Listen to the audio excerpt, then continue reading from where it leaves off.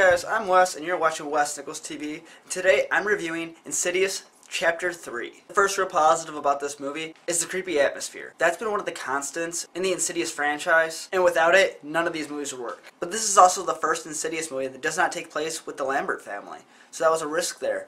And I thought that the characters they brought in were really well-rounded and realistic, and I thought they were a positive in this movie. I also like the antagonist in this movie. The man who doesn't breathe was both visually and mentally scary, and the things he did to mess with this girl were just messed up, and a really big positive in this movie. He was also much more of an active haunt than the other two movies had, which was a nice variation from the original two. Speaking of those movies, there was a very smooth transition from James Wan, who is an expert horror director, to Leigh, who was making his directorial debut in this movie. Now, he's not a complete rookie. He was around James during all of his filmings of the first two Insidious movies and the Saw movies. He's basically like his partner in all these things, so he's been on the set, which helps out a lot, but I thought it was a really smooth transition, and that it did not feel jarring and like a big change, which is a huge positive. Something that helps that transition really well is the callbacks to the original Lambert case, when Elise helped Josh as a kid. And believe me when I say this, when you're watching the movie, you'll know what I'm talking about when I say callbacks to the Lambert case.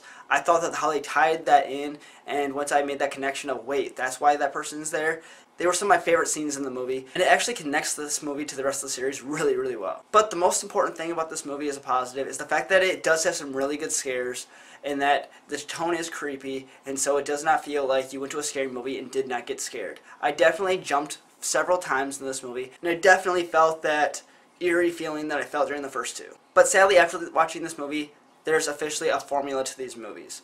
And I don't just mean like the generic horror movie formula, I mean a formula to the Insidious series, because it follows a very similar pattern to the original two, and once I caught on to it, it became a little bit of a distraction, especially towards the end. And this is most likely because he's a first-time director, or it could just be the fact that this is the way most modern horror movies are, which is actually one of the reasons I find James Wan to be such a great horror filmmaker, is that he doesn't rely on jump scares, and when he uses them, he builds them up in such a unique and tension-filled way that the jump scares don't feel just like they're trying to get you to be scared right for that 1 second. Another thing that maybe is just him trying to be different than James, to kind of separate himself from him, but I felt like there was a less reliance on empty space and the music that made the first two movies very, very creepy in how he built the tension. Instead of using those two techniques, he used more of a visual cue. He would use these footsteps as a way to build tension. My last negative for this movie is the final scare in the movie. It just feels out of place and unnecessary. It didn't connect to anything else in the movie. Taking all that into consideration, I still really enjoyed my time with this movie. I still was scared. I still feel like this is a really good piece in the Insidious trilogy, and I hope they make more. So my overall score for Insidious Chapter 3 is a 7 out of 10. I still highly recommend it to anybody who just wants to go out to the movies and have fun.